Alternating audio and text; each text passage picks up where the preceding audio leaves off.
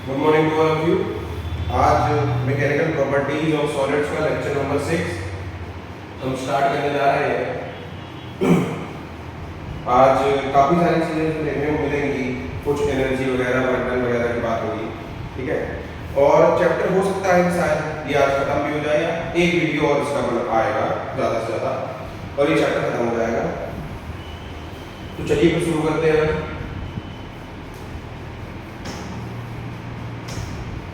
देखिए भाई, पहली चीज जो है, पहली चीज क्या है? Elastic energy. क्या लिखा है ये? Elastic energy.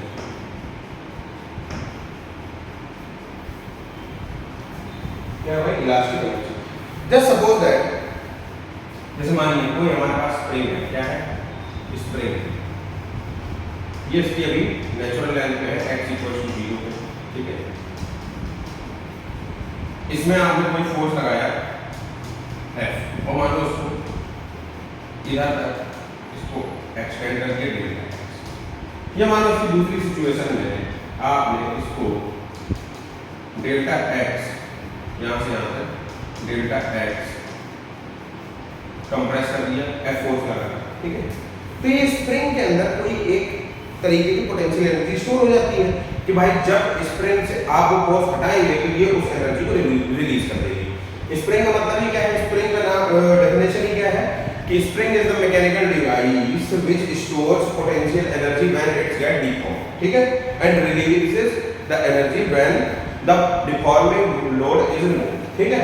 तो भाई ये तरीके से जैसे ही लोड आप हटाएंगे तो ये वो एनर्जी इसमें स्टोर करेगी, उसको रिमूव कर देगी। चलिए भाई देखते हैं आप। जैसे मान लो यही स्प्रिंग थी हमारी अपनी नेचुरल लेंथ पे x = 0, कोई इसमें डिफॉर्मेशन नहीं है।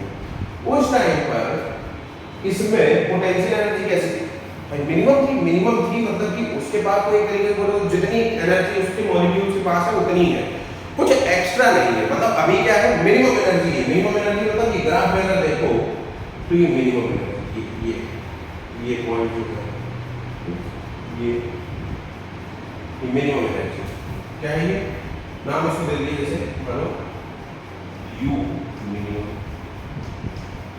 अभी मिनिमम एनर्जी पर है ये सिस्टम अपना, ठीक है। मिनिमम एनर्जी होने का मतलब इस सिस्टम की स्टेबल कंडीशन में है, उसमें कोई हलचल नहीं है किसी प्रकार की, मिनिमम एनर्जी पे है। उस टाइम पे जो इंटर एटॉमिक डिस्टेंस होगी उसको नाम दिया जाता है इक्विलिब्रियम डिस्टेंस, रिप्रेजेंट करा जाता है R। इससे R जो इंटर एटॉमिक डिस्टेंस है R, तो वो R0 इक्विलिब्रियम डिस्टेंस। अच्छा, अब आप इस मीन ये जो इक्विलिब्रियम डिस्टेंस है इससे आप इसको थोड़ा सा मानी एक्सटेंड करा, R0 से इंक्रीज करा, तो ये देखिए इस टाइम पे एनर्जी मानी ये हुई, इसको नाम दे दिया गया U1। क्या नाम दिया गया? आपने एक्सटेंड कर दिया स्प्रिंग, ठीक। या मानिए आपने इसको कंप्रेस कर दिया, तो ये जो एनर्जी ये आ रही इस टाइम पे ये है कंप्रेसर। तो देखो यार, चाहे R0 से इसको नाम दे दो R1, इसको नाम दे दो R2, चाहे R0 से R1 हो, फिर भी जो एनर्जी आ रही है U1 तो किससे ज्यादा है? U मिनिमम से। वो तो ज्यादा होगी क्योंकि मिनिमम एनर्जी ये है, इसकी कोई एनर्जी आपको दे तो सकता नहीं, जो है वही है इसके पास में। तो मिनिमम एनर्जी का सिस्टम क्या है? स्टेबल है। और चाहे तो आप R0 से R2 की बात करो तो एनर्जी जो U2 आई वो भी किससे ज्यादा है? U मिनिमम से। अब ये U1 minus U minimum equals to मान डेल्टा U1। यही डेल्टा U1 एनर्जी ये सिस्टम क्या करेगा? रिलीज कर देगा जब इसके ऊपर से रिफॉर्मिंग लोड हटाया जाएगा या इंटर एटॉमिक डिस्टेंस वापस R0 पे लाई जाएगी, तो इतनी अमाउंट ऑफ एनर्जी ये रिलीज कर देगा, ठीक है। सेम टू सेम दूसरे केस में जब आप उसको कंप्रेस कर रखा है तो मानो ये डेल्टा U2 आया, इतनी एनर्जी सिस्टम रिलीज कर देगा, बाकी U मिनिमम पे पहुंच जाएगा। इन दोनों को, इन्हीं दोनों को नाम दिया जाता है इलास्टिक पोटेंशियल एनर्जी। क्या नाम दिया जाता है? क्या है? Elastic potential energy. क्या है? Elastic potential energy. अब कोई भी सिस्टम होगा वो भाई स्टेबल कंडीशन में रहना चाहेगा। स्टेबल रहना चाहेगा मतलब वो चाहेगा कि उसकी पोटेंशियल एनर्जी कैसी है? मिनिमम है। तो मिनिमम वाला केस कौन सा है, इक्विलिब्रियम डिस्टेंस, ये अभी जो बना के रखा है तो मिनिमम है। अब अगर आपने उसमें कुछ डिफॉर्मेशन करा तो उसकी पोटेंशियल एनर्जी बढ़ जाएगी, लेकिन जैसे ही आप डिफॉर्मिंग लोड को हटाएंगे वो उतनी एक्सेस एनर्जी को रिलीज कर देगा और वापस कहां पहुंच जाएगा, मिनिमम पे, यानी कि इधर पहुंच जाएगा इस जगह, और यही रहना चाहता भी सिस्टम। ठीक, पीक कर्व ऐसे ड्रॉ होता है, इसके बीच में potential energy, elastic potential energy और इंटरएटॉमिक डिस्टेंस के बीच में। चलिए भाई ये कर्व की बात हुई, अब आइए आगे बढ़ते हैं।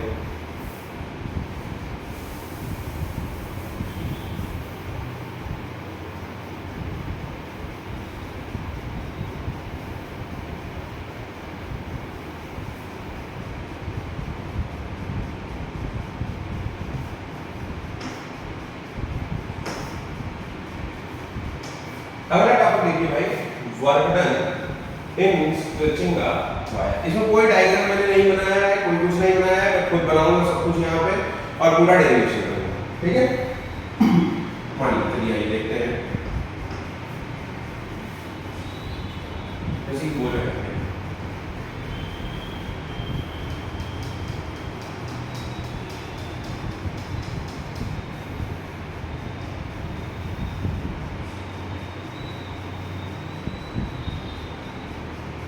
मान लो ये भी हमारे पास एल लेंथ, कितना लेंथ, एल लेंथ, ठीक है, और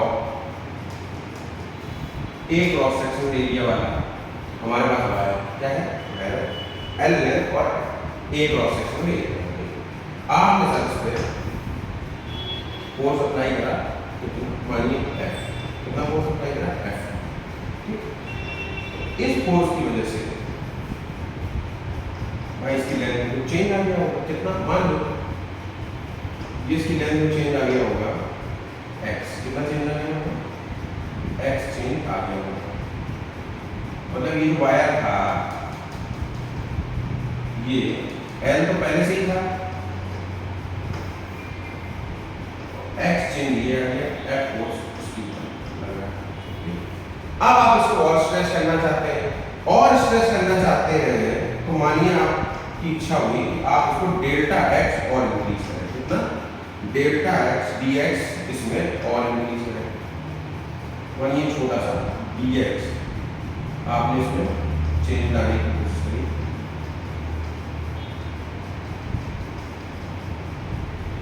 फोर्स हो गया।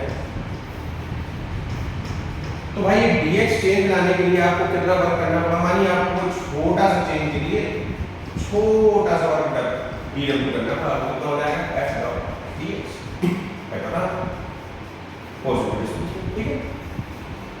इस dx को लाने के लिए छोटा सा चेंज करना पड़ा f डॉट dx, यानी dw जो है वो कितना है, छोटा सा चेंज है f डॉट dx। अच्छा, अब भाई f का क्या करें, देखो अगर इस वाली सिचुएशन में देखो तो हम लिखते हैं ना कि delta equals to fl by a, कितनी है इसकी value x, x equals to fl by a by x, y क्या है, जो इसका यंग्स मॉडुलस है, ठीक। f इक्वल्स टू लिख सकते हैं a y by l into x, ठीक है। इसको यहां पर कर दीजिए भाई, dw equals to a y by l into x। अच्छा, ये तो हो गया छोटा सा चेंज, dx के लिए कितना वर्क करना पड़ा। अब मानिए भाई इनको टोटल वर्क निकालना हो, ठीक है, तो क्या करना है, इंटीग्रेट कर दीजिए, integrate dw equals to integration a by l x dx, और लिमिट कहां से, 0 से लेके डेल्टा, मानो डेल्टा चेंज करना है तो बोल देना dx के लिए कितना करना पड़ेगा, 0 लोअर लिमिट और कोई इलाउंगेशन हमको लेके आना है, चेंज करना है, स्ट्रेच करना है इसको डेल्टा, ठीक। तो dw का इंटीग्रेशन हो गया बाय w, a y और l कांस्टेंट है, बाहर आ गया, ठीक है। अच्छा, इंटीग्रेशन हुआ इसका x dx का, कहां से, 0 से लेके डेल्टा, ठीक। तो w equals to a y by l into x dx का इंटीग्रेशन x स्क्वायर बाय 2, 0 से लेके डेल्टा, इधर आइए। फिर W का फॉर्मूला बन गया 1/2 बाहर आ जाएगा AY/L into delta AY/L into delta. Okay, अब भाई यही जो हमारा वर्क है यही पोटेंशियल एनर्जी के फॉर्म में स्टोर हो जाएगा।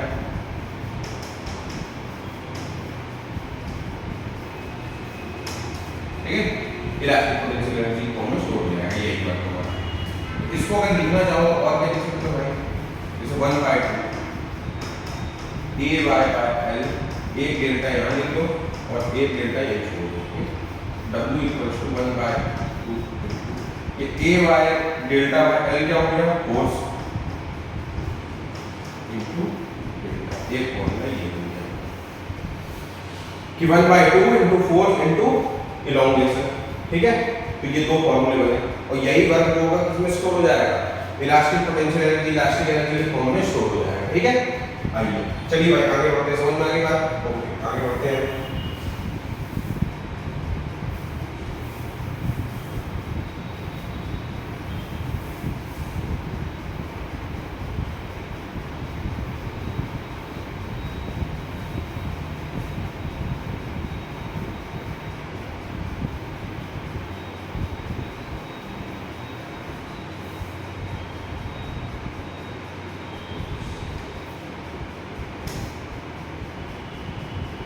देखिए, elastic potential energy stored in stretched wire, इसके फॉर्मूला तो एक फॉर्मूला तो ये लिखा हुआ है भाई, U = 1/2 stress into strain into volume, एक फॉर्मूला ये लिखा हुआ है। अब ये बना कैसे, सारा का सारा फॉर्मूला जितना भी है सब बनेगा यही से, W = 1/2 into AY/L into delta का स्क्वायर, या फिर 1/2। देखो ये फॉर्मूला निकाल के लाए थे, इससे हम एक फॉर्मूला ही बना चुके हैं, कौन सा अपना W = 1/2 into F into delta. ठीक है, आइए इस वाले की बात करते हैं, इसको कैसे बनाया जाए। तो W = 1/2 AY/L, ठीक है, इनटू डेल्टा का स्क्वायर, ये था। ठीक, इससे हमने ये बनाया W = 1/2 into F into delta, ये बनाया। ठीक है, अब भाई काम करो, देखो 1/2 मैं इस फॉर्मूले में A से मल्टीप्लाई कर रहा हूँ और A से डिवाइड कर दिया मैंने।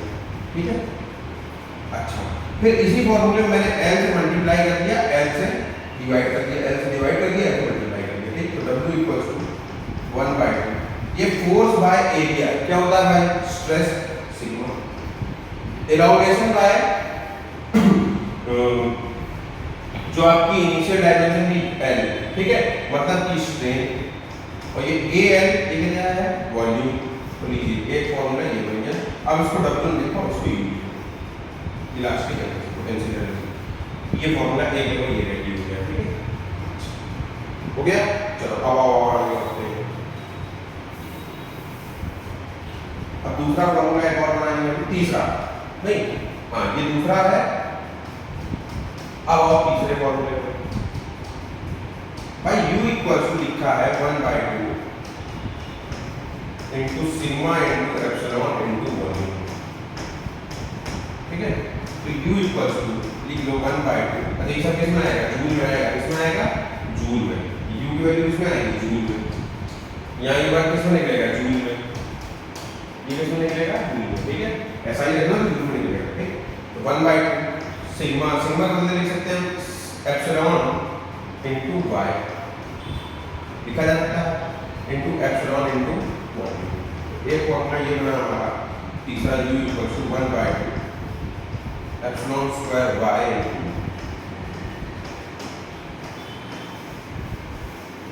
एक ये बन गया हमारा। ठीक, आइए भाई चौथे फॉर्मूले पर नजर डालते हैं, ये भी किसमें आएगा, जूल में। आइए चौथे पे नजर डालते हैं।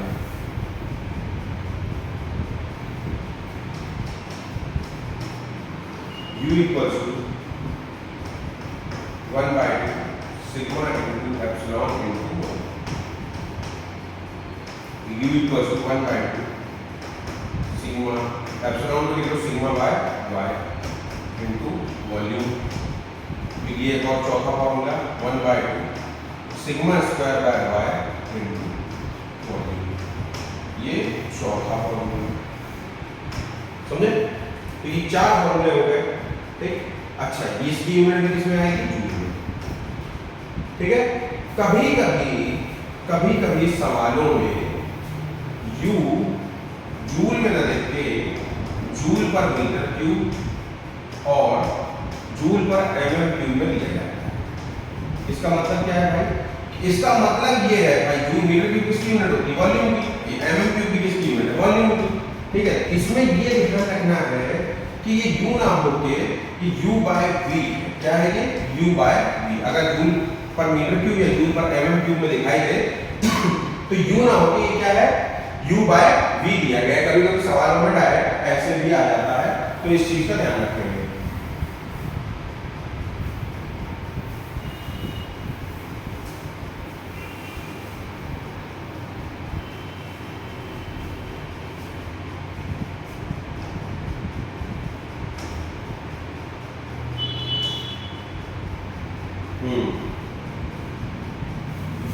अब आइए उस बात पे जिसका सभी को बहुत बेसब्री से इंतजार था, मुझे भी बहुत बेसब्री से इंतजार था। ठीक, stress strain curve for mild steel ductile material. ठीक है, देखिए माइल्ड स्टील एक टाइप का डक्टाइल मटेरियल है। माइल्ड स्टील को चूज करने का कारण क्या है? माइल्ड स्टील को इसलिए चूज करा क्योंकि इसमें सारे पॉइंट्स बिल्कुल एकदम क्लैरिफाई करके देखते हैं। ठीक है, अलग आप डिस्टिंग्विश पॉइंट्स देख सकते हैं, इसलिए माइल्ड स्टील को मैंने चूज करा। माइल्ड स्टील कैसा है? Ductile material.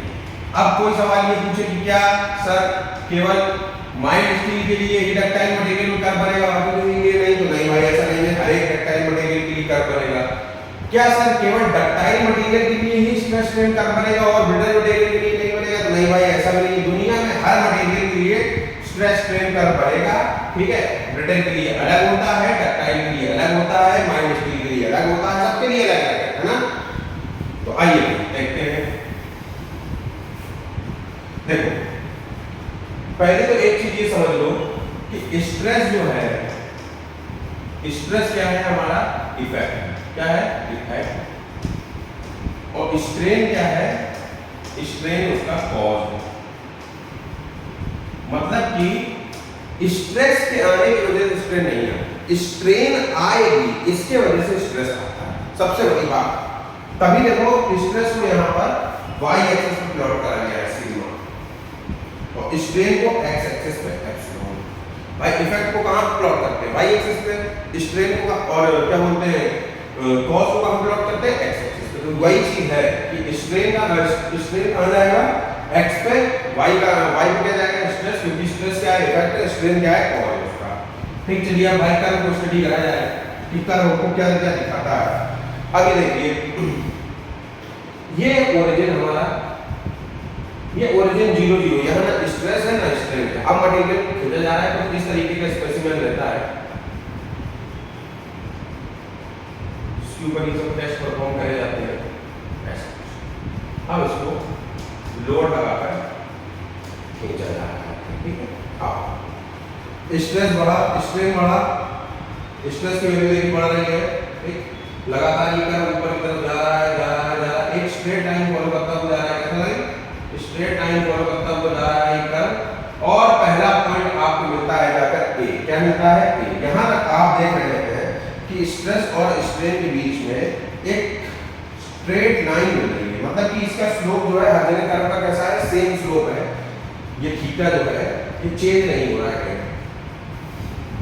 इस रीजन को बोला जाता है प्रोपोर्शनलिटी लिमिट। क्या बोला जाता है? Proportionality limit.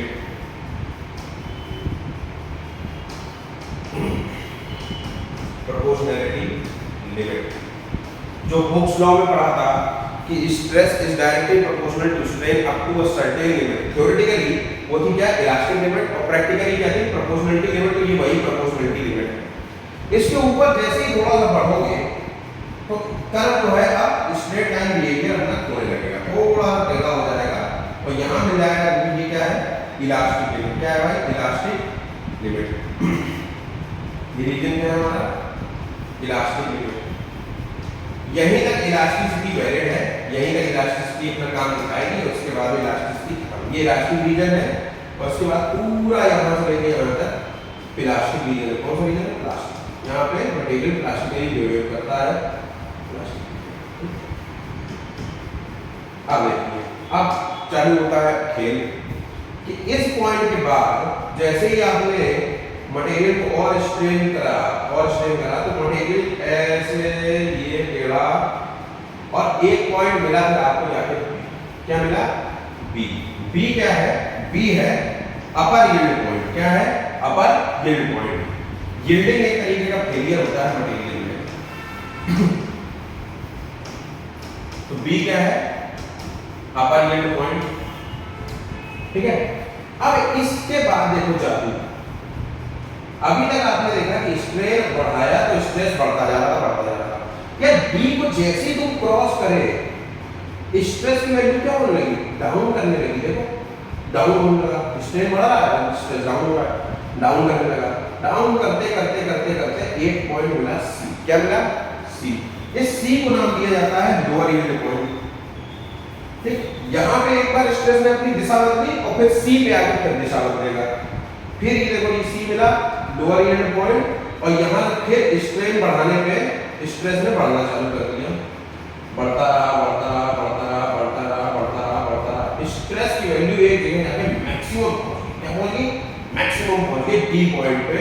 ये डी पॉइंट को नाम दिया गया अल्टीमेट स्ट्रेस पॉइंट, या इसको बोलते हैं अल्टीमेट स्ट्रेंथ ऑफ मटेरियल। क्या बोलते हैं? Ultimate strength.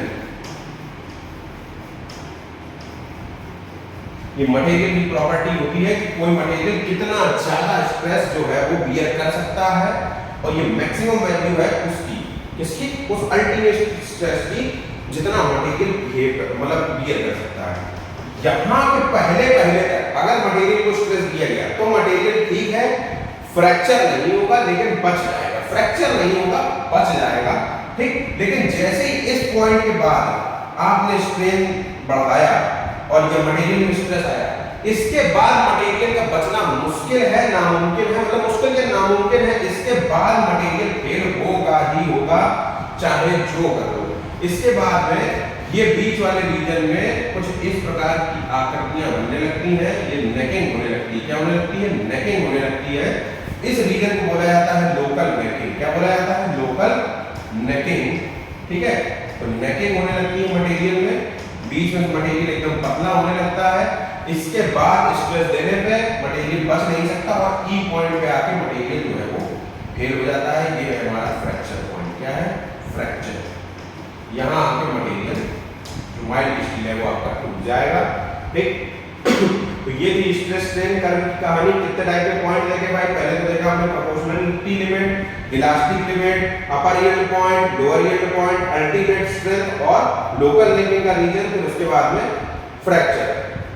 इलास्टिक लिमिट तक के रीजन को बोला जाता है इलास्टिक रीजन और उसके बाद के पूरे रीजन को बोला जाता है प्लास्टिक रीजन। इस इलास्टिक रीजन के अंदर अगर स्ट्रेस दिया गया तो मटेरियल रिमूवल डिफॉर्मिंग लोड हटाने पे अपने ओरिजिनल शेप में आ जाएगा।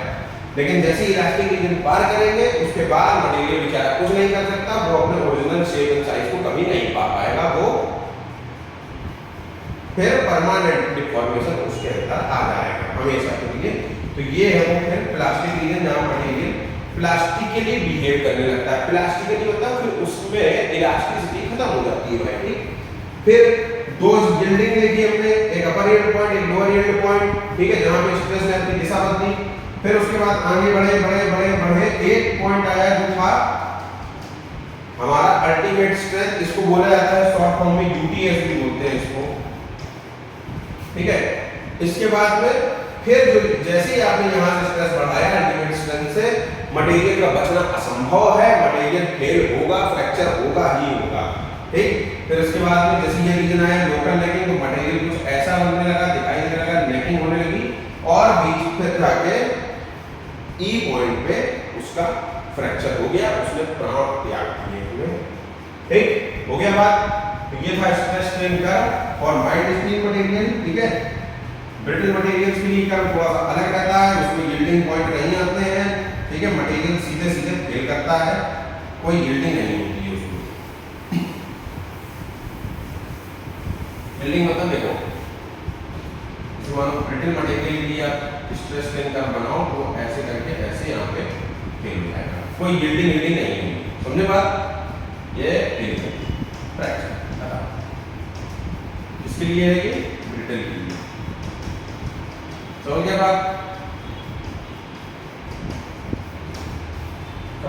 ये ब्रिटल के लिए, ठीक है। ये कर्व इसलिए दिखाया मैंने माइल्ड स्टील का कि आप लोगों को एक एक पॉइंट अलग से क्लेरिफाई कर सको। वो ब्रिटल के लिए था, फेल हो गया मटेरियल, वहां कोई यील्डिंग नहीं होती, ठीक। तो भाई फिर आज के लिए इतना रखा जाए। अब नेक्स्ट में कुछ प्रैक्टिकल एप्लीकेशन रह जाएंगे इस चैप्टर के, हम उनको डिस्कस कर लेंगे, खत्म कर लेंगे और ये चैप्टर यही खत्म हो जाएगा।